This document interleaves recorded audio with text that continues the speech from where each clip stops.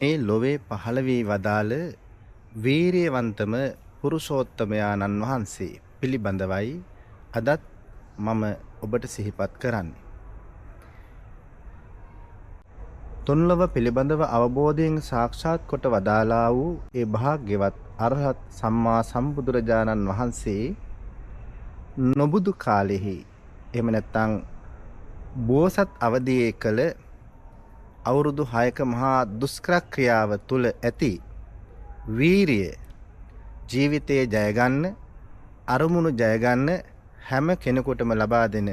උත්තරීතර පණිවිඩය ගැන ඔබට මෙලෙසින්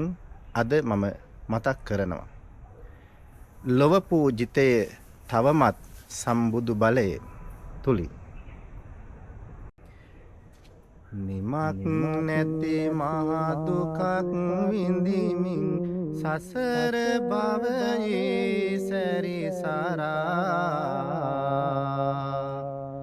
ලැබූ මහා පදවිය උතුම් විය ලොවේ ඉරහඳ ඇති තුරා මහා සිහ නන්ද සුතුරේ ගැන කියයි මිනිමුතු ලෙස ගරා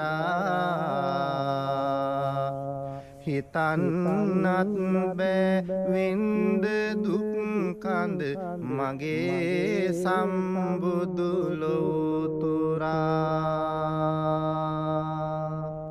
හය වසක් සිරුරටම දන් දී වින්ද දුක පවසමු කෙසේ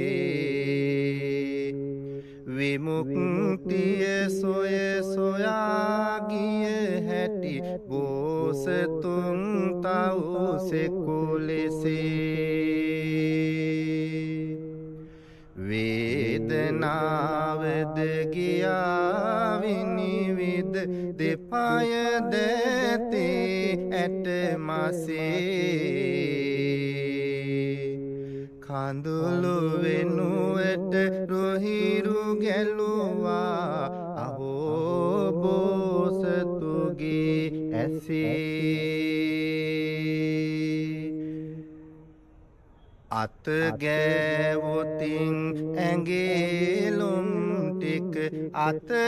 ගැලවී බිම හැලේ කෙලින් ඉන්නට නොහැකි තරමට සවිය හීනය පන නලේ උක්කුටුව ඉඳ ගන්න ගිය විට පෙරලිලා යයි මිහිතලේ මගේ බෝසත් කවුරු හින්දාද මේ සියලු වීරිය කළේ පිරිමන්දින විට උදර සිවියද පිටේ කටු අත ගෑවුනා පිරිමන්දින විට පිටේ කොඳු ඇට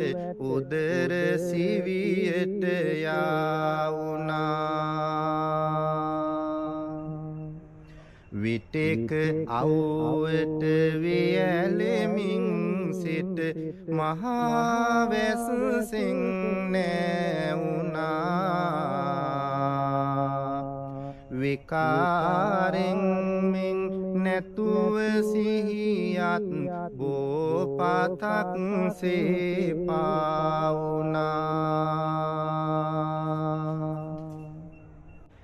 ඇස්ගිලි ගොස් හකුද පෑදී ඇට සැකිල්ලකි බැලුවිට සිරුරේ හම පමණක්ය පෙනුනි හොල්මනක් මිනිරැයකට හිසේ කෙස් ගැලවී වැටෙත්දී බෝසතුන් එක සතියට දිය බිඳක් තොල් අතර ගෑවා මද පිපාසය දැනුණට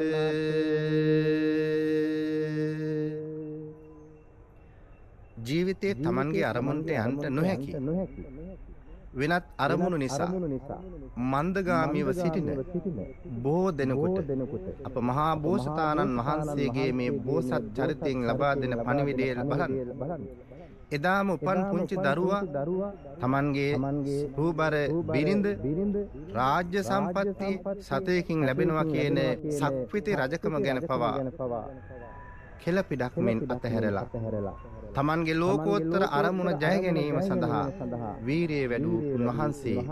අවසානයේ තමන් වහන්සේගේ අරමුණ සඵල කරගන්නට යෙදුණා.